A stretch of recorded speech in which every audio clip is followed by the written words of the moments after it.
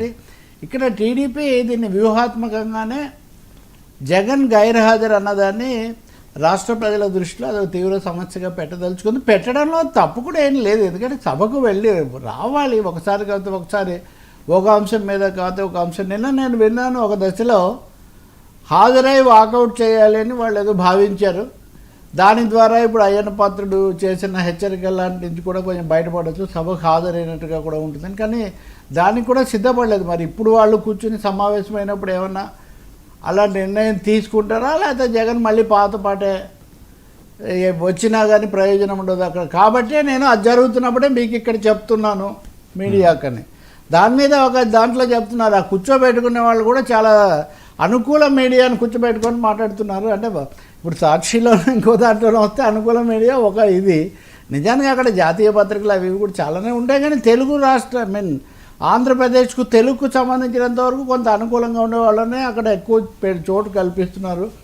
అంటే ప్రశ్నలు వీటికి కూడా ఆయన చాలాసేపు చెప్తారు, అది అయిన తర్వాత ప్రశ్నలకు పెద్ద సమయం ఉండడం లేదనే అభిప్రాయం కూడా ఉంది. ఎనివే ఈసారి అసెంబ్లీ మొదలవుతున్న సమయంలోనే జగన్ రాకపోవడం అన్నది మటుకు ఒక తీవ్రమైన సమస్యగానే దీన్ని ప్రజల ముందు పెట్టడం కనిపిస్తుంది. అయ్యన్న పాత్రుడు స్పీకర్గా కొంచెం సీరియస్నెస్ కూడా ఆయన చూపిస్తున్నారు. ఈరోజు మొదటి రోజు సమావేశాల్లో చూస్తే 0 అవర్లో సభ్యులందరూ మాట్లాడుతుంటే మీరు ఎవరైనా నోట్ చేసుకోరా, అధికారులు నోట్ చేసుకోరు, మంత్రులు నోట్ చేసుకోరు, ఇంకేదో ఆషామాషిగా అయిపోతాయి. ఇట్లా చాలా సీరియస్ కార్యక్రమం అని మంత్రిని కూడా అంటాము. ఆ తర్వాత దానికి తగినట్టే ఆయన ఉన్నాడు కదా శ్రీధర్, తర్వాత ఈయన ధూళిపాల నరేంద్ర, అది అయిన తర్వాత గోరంట్ల బుచ్చే చౌదరి, మేము విష్ణుకుమార్ రాజు వైజాగ్, వీళ్ళందరూ కూడా టిడ్కో ఇళ్ళు ఇంకా ఇలాంటి తీవ్రమైన సమస్యలు ఏమనైతే వాళ్ళు కూడా గత హయాంలో జరగలేదని. ఇక్కడ తమాషా కూడా ఉంది, టిడ్కో ఇళ్ళు పూర్తి చేయలేదు, గత ప్రభుత్వం దెబ్బతీసింది, దానివల్ల ఇప్పుడు సరైన విధానం లేకపోతుందని వీళ్ళందరూ అంటుంటే, కడప రెడ్డమ్మ ఆమె మాధవి మటుకు నా దగ్గర 2000 ఇళ్ళు పూర్తయినాయి అంటే ఒక విధంగా కొంచెం సెల్ఫ్గా, అంటే మీరు శ్రద్ధ పెట్టి చేసుకుంటే అవి అవుతాయి కానీ లేకపోతే ఎలా అవుతాయని, లేకపోతే కడప కాబట్టి అది వైఎస్ ఇది కాబట్టి చేస్తున్నారేమో అక్కడ ప్రత్యేక ప్రాధాన్యత ఇచ్చి తెలియదు. కానీ ఒకటితే మనం చెప్పాలి, ఆ మాధవి గారు అన్నట్టుగా వాటిని పూర్తి చేయడం చాలా అవసరం. 1000 కోట్ల రూపాయల ప్రజాధనం వృధా అయింది.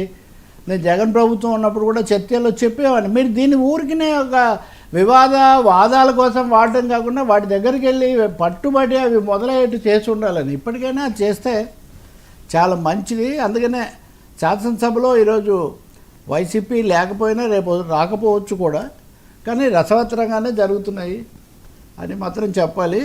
అయ్యన్నపాత్రుడు స్పీకర్ ప్రోయాక్టివ్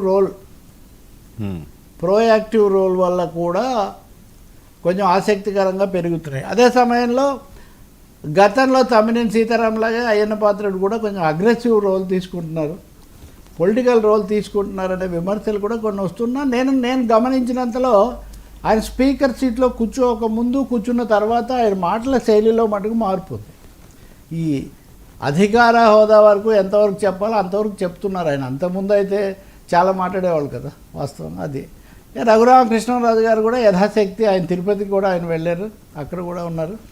ఆయన కూడా యథాశక్తి జగన్ ఎందుకు రావట్లేదు, ఈ సభ్యత్వ రద్దు అవుతుంది 60 రోజులు రాకపోతే అని ఒక అంశాన్ని ఎక్కువగా బలంగా ప్రతిపాదించిన ప్రతిధ్వనించిన వ్యక్తి మటుకు